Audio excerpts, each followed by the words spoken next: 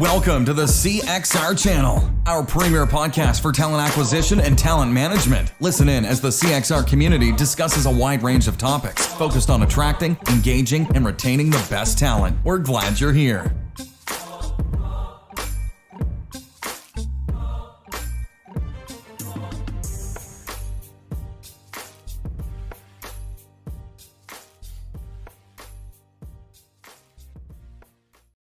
Hello, everybody. I'm Chris Hoyt, your host for the next half an hour or so of Recruiting Community. And I've got with me my soulmate, Jerry Crispin. Jerry, how are you today? I'm just fabulous. So we have an interesting topic today. Before we jump in, though, I want to do a quick share out and a reminder to anybody who's joining us. We are typically streaming on the YouTube, the Twitter, the Facebook, the LinkedIn.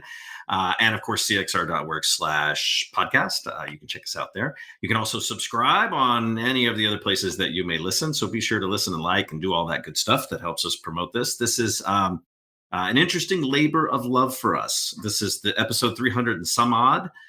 So we're supposedly getting proficient at this or an expert at this. I forget how that works, the hours that we've put in. But it is a labor of love. This does not generate any revenue. Nobody pays to be here. It is because we invite folks who are here doing cool stuff, who we think are super smart, or maybe even just super funny.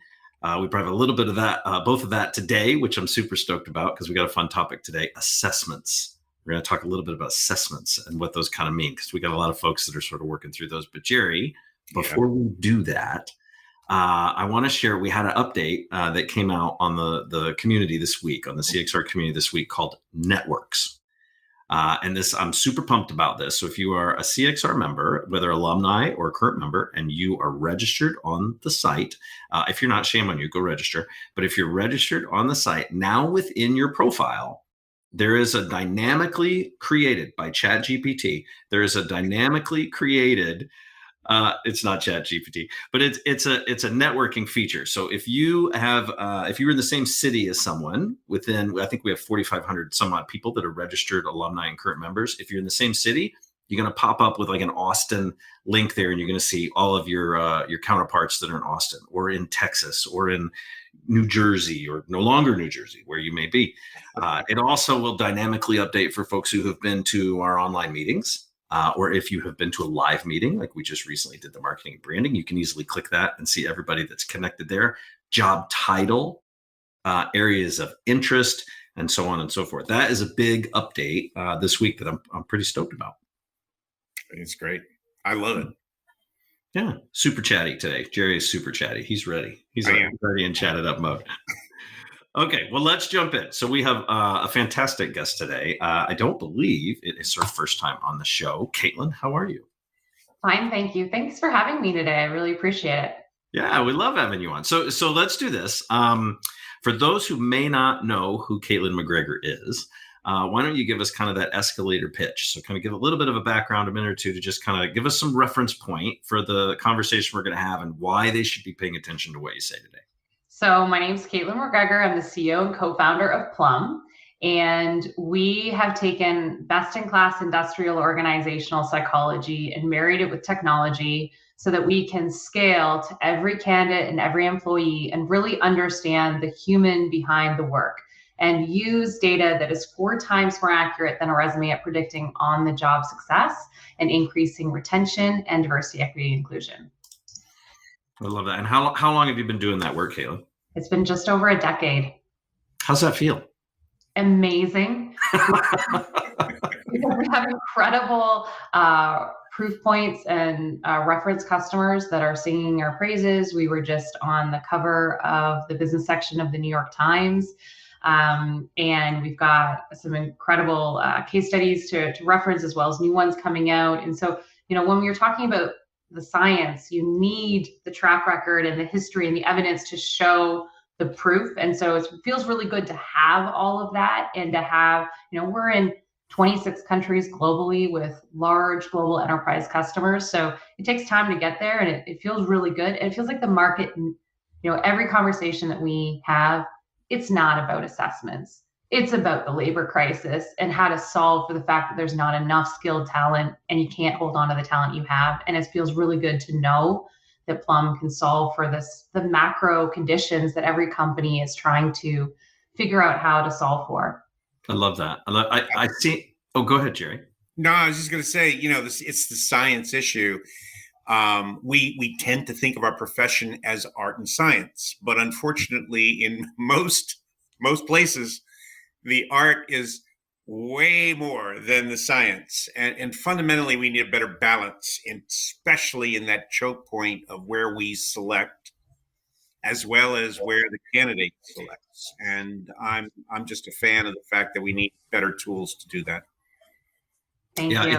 It is interesting. I just had this conversation with the head of HR a few days ago, where the conversation was like, where does the art and science argument, like is it a spectrum for every job, or is it, all the way to chef, right? Which was kind of the topic that got it started, not just in recruiting and talent acquisition, but how much science is there really? How much art is there really? How much do we credit to art, but is actually science that's learned behavior for us, that sort of thing. So the idea of doing assessments for talent, I think, can be super interesting for a TA leader, or could be petrifying. Like, it could really scare the shit out of you, and you're not, you're necessarily not sure what to do.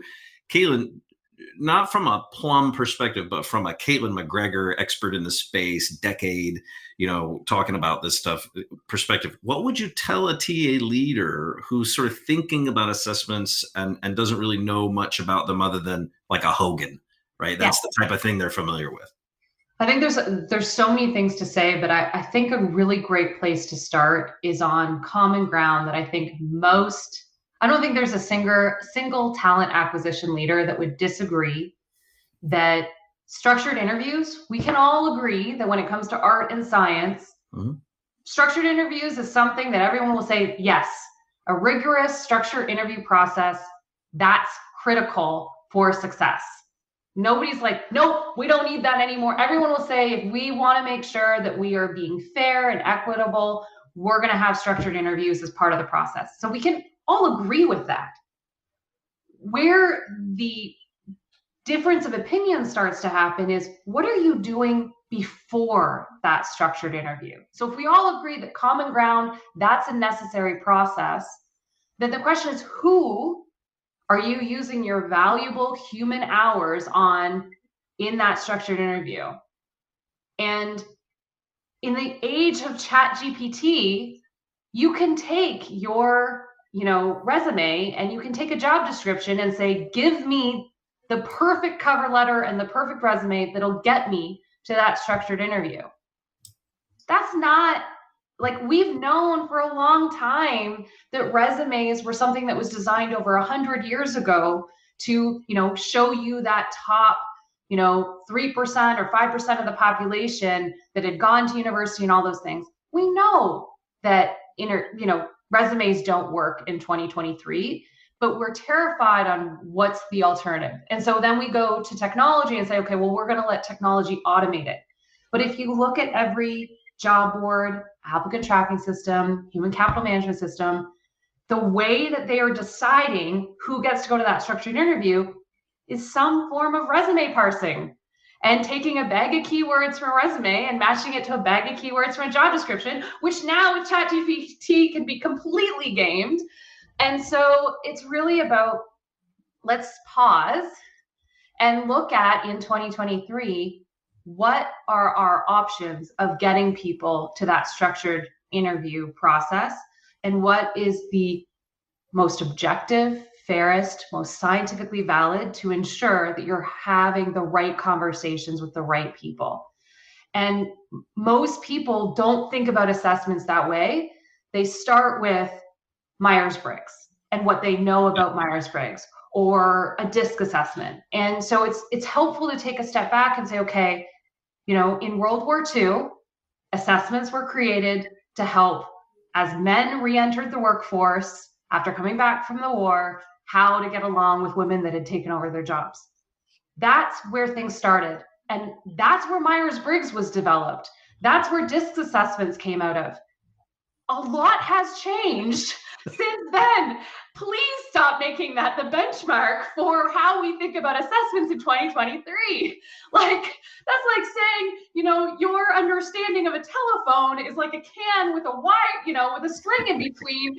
Like that's not fair anymore. So the big part is we need to let go of that being our perception, because yes, I will agree with every single person. Myers-Briggs is not supported by any third party. It is not peer reviewed. It is not scientifically accurate. Their own website says you can't use it for selection. So while it might be nice and fun to do and maybe have an interesting conversation between you and your colleague, it's not science. Things like DISC are incredibly outdated. So it's really important to look at what's the gold standard that has been put in place in the last 30 years where there's consensus, and really look at the field. Industrial organizational psychology is the science of human behavior in the workplace. And it's a real science, and there's really, really strong proven gold standards on what works. And now it's about, now that we know this, how do we make it accessible and actionable? And that's the challenge. So I guess, I love the passion. I guess what I'm asking is, if historically, right, a lot of those tests have been reserved for sort of the executive level, right? Like I remember taking one of those and figuring out I was a red penguin. And this was supposed to be my delivery. Sorry about that. Was supposed to be, I don't know what to do with that other than, to your point, like I'm supposed to hang out with blue birds. Like I'm supposed, whatever the other, animals and colors and quadrants were. But what I think I hear you saying is, we don't have to just keep assessments at the executive level anymore. We can do away with the basic keyword stuff that we've been doing for years, how we know to look for the best candidate in our platforms. Are you saying at every level? Are you saying if I'm going to really take this on, am I doing away with the profiles completely and resumes? Should everybody that's going to come into my org take one of these? Okay. So all really, really, really great questions. I have to address the red penguin. I can't not. So, in the last 40 years, as we start to get consensus around what is the best way of doing this, you ended up in another trap where, you have all of these people that understand the science behind it, these PhDs in industrial organizational psychology, but they're trying to figure out how to make it actionable. And the reality is the entire industry was spun up around consulting services and using assessments to basically support consulting services. And the business model of consulting services is, I'm not going to make this super easy because then you won't need me anymore. I need to make this complex so I can charge big dollars and then I have a business. And so what happened is, because it was so expensive, it got relegated to, executive roles, or it got relegated into positions that are high volume where you only need to do an analysis for a single job, but you're hiring hundreds or thousands of people into that job. In that model, to match somebody to a job, it's 140 hours of analysis, which means benchmarking, figuring out how to match somebody to a role would be $20,000 to $25,000 per position. So everything that was designed kind of 30, 40 years ago, it was never meant to scale by design. And then you started having technology companies popping up and they're like, let's make this so it can scale. And they cut a shitload of corners. Sorry, I said I wasn't going to jump that, but, because they wanted to make it so accessible. But in trying to make it so accessible, take 2 minutes clicking on pretty pictures or, popping bubbles, they cut out so much of the science that it wouldn't work for enterprise companies that have huge obligations to follow, compliance and, regulations. And so you had these two spectrums of very expensive and very convoluted. You need a special decoder ring to understand it. And then you had these really oversimplified, technology solutions that, could scale and were fun, but not scientific. And so to answer your question, it's that you've got to jump into the last decade and say, are there providers out there that are taking the best in class in the science and really sticking to that. You can put this in front of 1,000 industrial organizational psychologists and they'll be like, yep, they're following best practices. Is there the technical manual? And is it accessible? Can it scale? Can it provide value? Have they democratized access to this data so it looks like something designed for 2023? So, boy, that's just a mouthful. I just love it. It's if I unpack pieces of it, it's does the candidate understand what it is you're doing, right? That's face validity from that point of view. And most IO psychologists in the past have just ignored that. Mm-hmm. Does the candidate believe that this has anything to do with the job that I'd be interested in working for? So one aspect of that is that, in terms of that, and really the other is exactly what you said, is that in order to make money, it's got to be complicated, and somebody has to unpack it. To be able to better understand at all levels. We all have a responsibility to understand whether it's reliable, whether or not, if I took the test twice, would I get two totally different answers to this? My penguin colors. Yeah. And it can't be any more predictive than it is reliable. So if its reliability is like 1 in 10, it's only going to predict 1 in 10, and you could flip a coin and get better odds than that. So I'm just a fan of the fact that we are starting to rekindle, if you will, an interest in using science to supplement, if you will, what we know we need to be doing in recruiting. And fundamentally, it does mean that we're going to be upskilling recruiters, upskilling TA leaders. Sure. We're going to have to partner with people who understand IO psych, and especially in large companies where we have volume. So, Caitlin, let me ask you. So, Jerry and I we're joking saying ChatGPT's in everything lately. Like, we're not really here. These are our chatbots, but it is pushing, and we know that it's going to continue to push exponentially, like change. Right. And a shift in how people do things on a couple of different levels. Would you say the same in the assessment space from an automation standpoint, or would you say that it will accelerate the interest in assessments because of that? I mean, is it one way over the other? The latter. So, right now, take a step into looking at those structured interviews, mm-hmm. right? So the need for those in live structured interviews are going to get more and more emphasis because everything else around it might be gamed. So then it's like, okay, well, how do we decide who comes into that structured interview? The great thing about assessments that are done right and are following all these best practices is that you can get almost the same level of accuracy from an assessment as you can from a structured interview, which means the assessment can be given to every single candidate or every single employee if you're looking at internal mobility, so that you can then screen in the right people to then go to that structured interview. So as the data from resumes becomes more, it's always been crap, but as the rest of the world starts to realize with ChatGPT that you can't rely on it, it'll move towards, okay, what is objective, fair, predictive data that we can use to bring the right people into structured interviews. And that is why you're seeing an increase in interest and an increase in spend in assessments.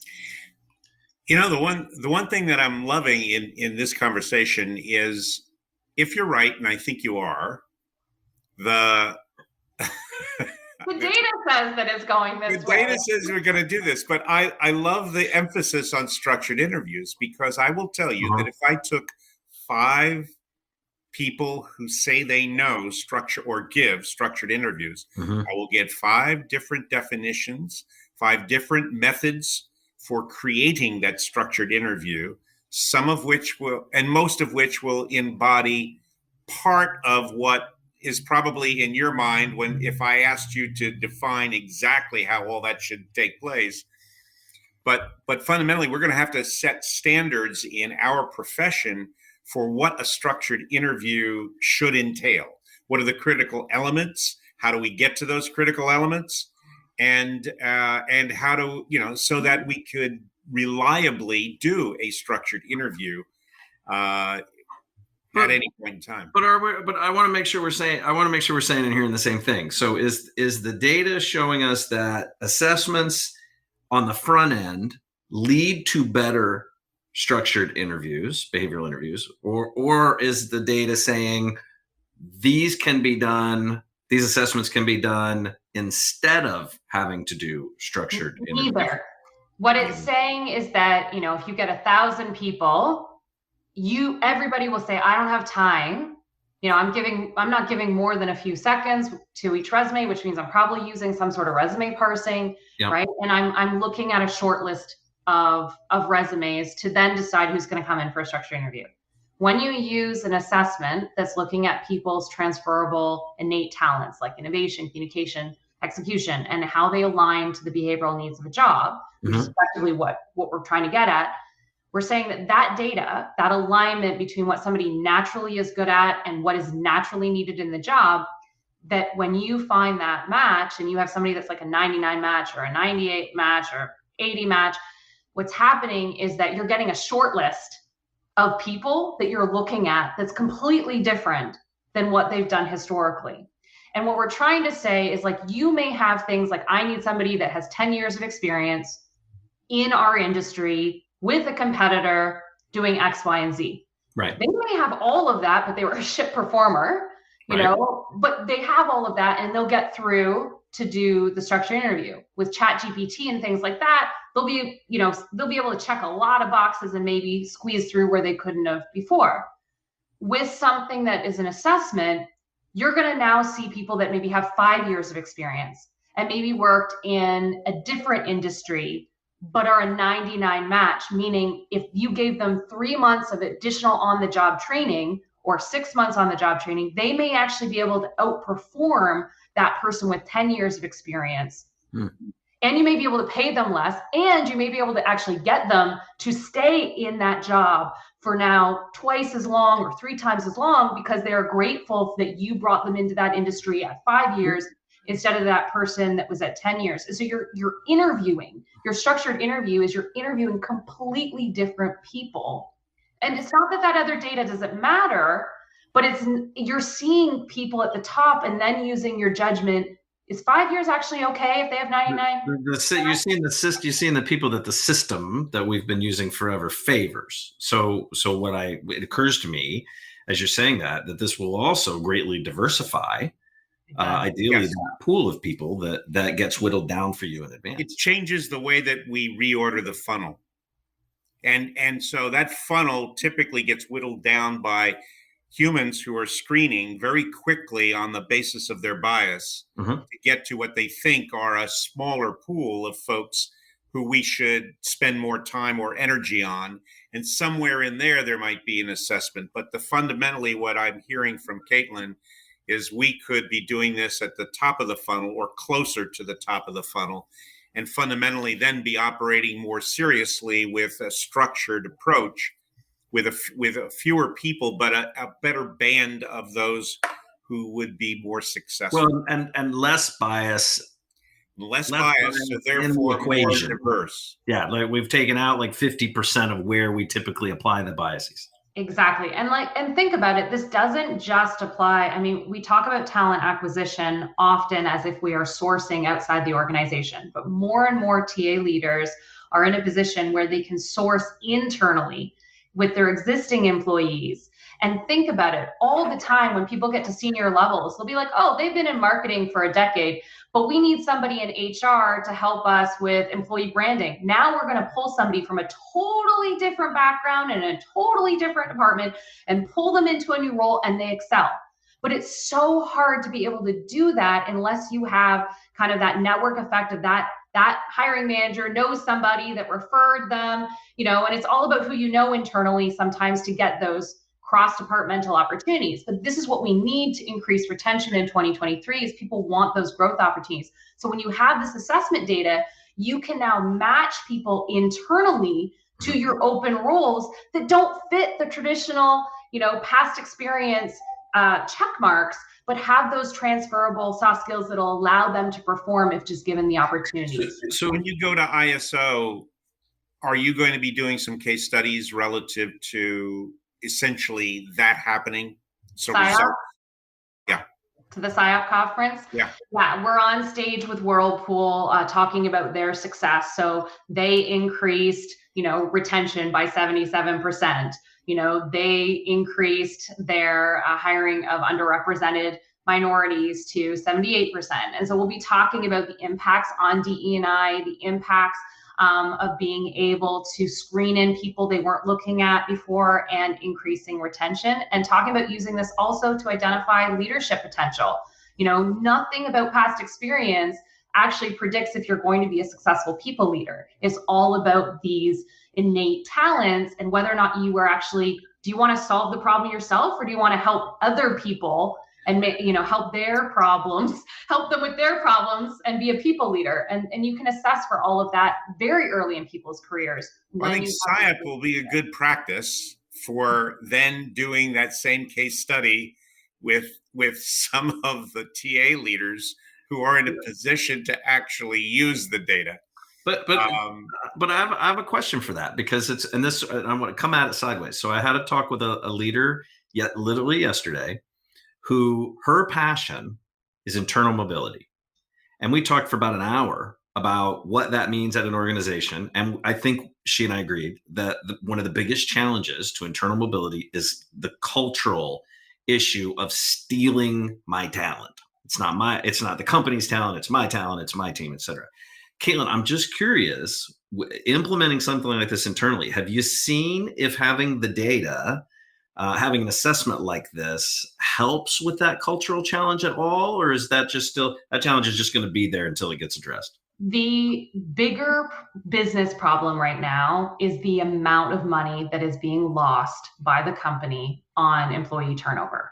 It's 11 billion alone in the US that is lost every year on employee turnover. You saw in November, the Amazon leaked documents. They're losing 8 billion a year on employee turnover. There isn't a single level of role where they have better than 30%, retention. And so they're losing 70% of the people. So there's a at the boardroom table, at the executive table, there's a massive crisis that they're just trying to hold on to their people. The best way to hold on to your people is to provide development.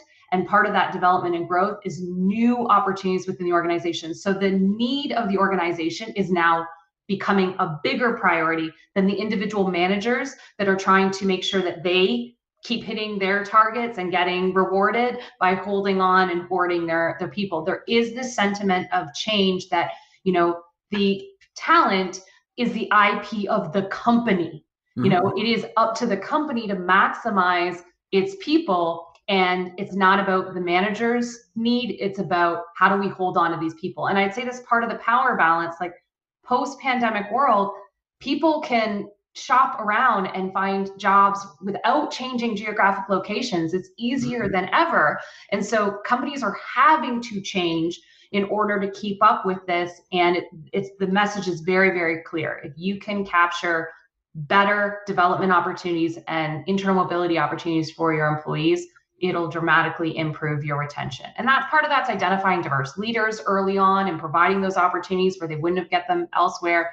It's a holistic process of really looking at, and the other part of it came up earlier, is that a lot of solutions in HR tech, in the talent management space especially, have always been top down. It's about the manager, it's about HR, and the employees are kind of recipients of programming. A lot of solving this is actually empowering the individual so that they see the opportunities. They are empowered to take more steps for growth and development and put their hand up for internal opportunities. So by empowering the individuals to have that value, you're also kind of removing that gating factor of the manager being the one to recommend them, or the manager, putting their name forward. So there's an ability to involve the employees more in the process, removing some of those previous gating problems. Yeah, I wonder if it's early on to know that if bringing in the technology like that and data like that helps to sort of squash that mentality, right? That feeling of that, that piece, which of course leads to all other all kinds of other cool things like, succession planning and got to have your bench and internal development and training. I think, Jerry, early on when the pandemic, I think between the murder of George Floyd and the pandemic really getting, turned on at organizations, I think we were saying there were a couple of areas that if everybody focused on, if they really doubled down on at that time, would have benefited them coming out. And here we are. But it was going to be internal mobility, and it was going to be learning and development at that point. And it is, and it will continue to be. And the cultural, I wouldn't call it cultural. There's embedded policies that are no longer useless, of value. They're outmoded approaches that basically say, how long should a person be in a job before I allow them to move to another time job? And title, time and grade. Yeah, time and those things support those managers' attitudes and behaviors that relate to, this is my person for as long as I want them, 2 years, and I'm not ready to let them go, etc.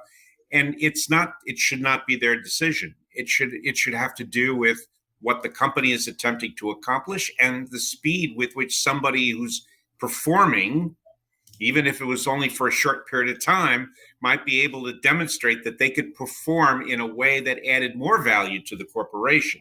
And if that happens, you have all kinds of people motivated to move around within the organization. The organization then needs to upskill managers to manage new people coming in and through. To reward them for developing them internally. Mm-hmm. It's a whole ecosystem that, is going to be a lot of fun to see if we can do it. And certainly quality assessments are going to be a fundamental means to accomplish that. So I'll have I got two questions for you, Caitlin, before we let you go. The first one is, outside of obviously plum.io, where would you send somebody who's a TA leader who's looking to learn more about the validity of assessments for talent mobility or for talent attraction? Yeah, I would say, seriously, our website, we've got ebooks that talk about the space in general, which can be helpful.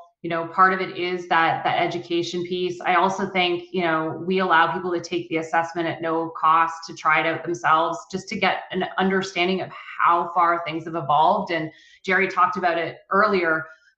You've got to start with a solution that really provides value to that individual. So a TA leader, completing the assessment, seeing the value for them on their own career journey, is really helpful to have that firsthand experience. It kind of demystifies, that old perception of what it is. And you can see that the amount of actionable data, and then you start to say, okay, well, if this is valuable to me, would this be valuable to 170,000 people at my organization or 100 people in my organization, whatever it is. We have a customer that has deployed this in 26 countries globally to 170,000 employees. And this is step one of retention for them. This is part of onboarding every employee. So I do think that it at least gives them an understanding of how to rethink about this. And then I'd say, there is a Society for Industrial Organizational Psychology. They've got a conference coming up. There seems to be some fear or polarization, where TA leaders and IO psychologists aren't talking to each other. And so not always, but sometimes. And so I think, going down that rabbit hole of looking at things that are on PsyOp's website and looking at kind of what are the discussions happening from that side.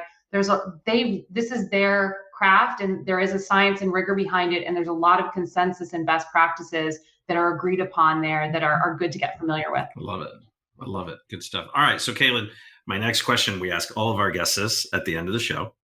If you're going to write a book on the state of assessment or the future of assessment for employment, what would you title that book and why?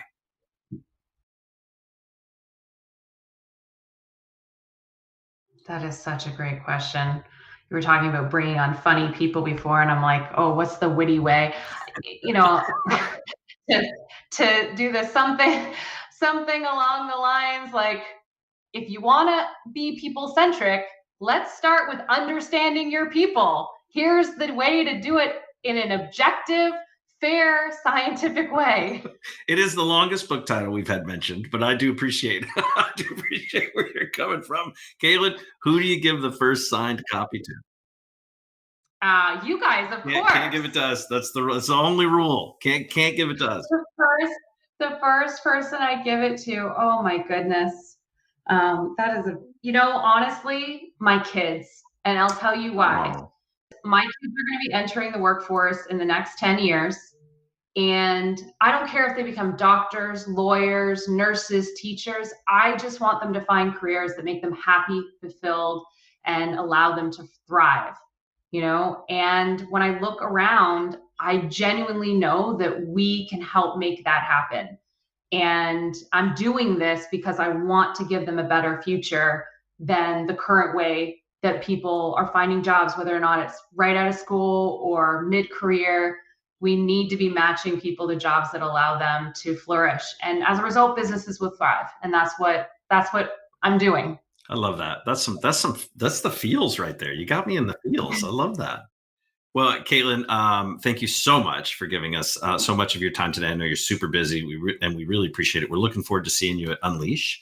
That's coming up pretty soon. I'm going to put you in the green room. Again, much gratitude. Don't go anywhere. Hang out for a second, will you? Thank you. All right. Thank you.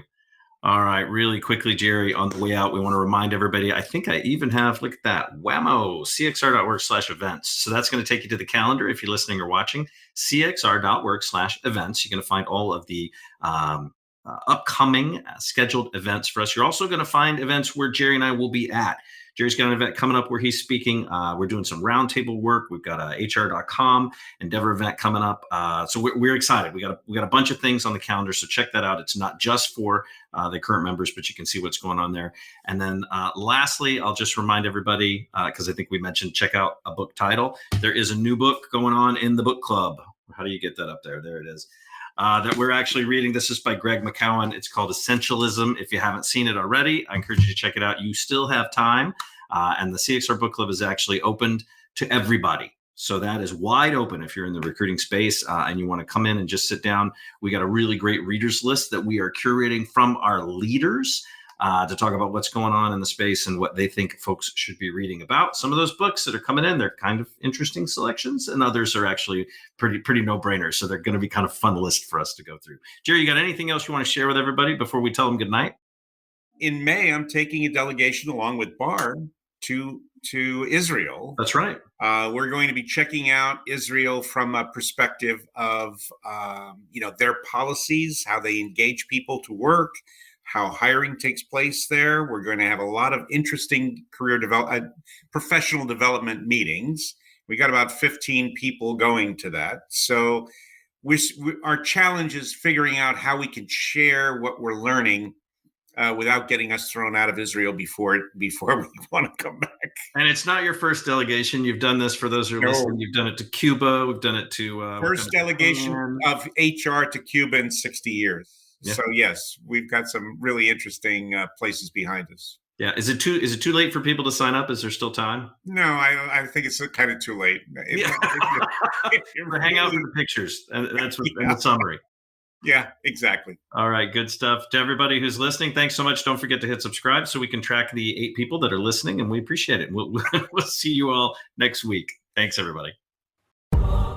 Thanks for listening to the CXR channel. Please subscribe to CXR on your favorite podcast resource and leave us a review while you're at it. Learn more about CXR at our website, cxr.works, facebook.com and twitter.com/careercrossroads, and on Instagram @careerxroads. We'll catch you next time.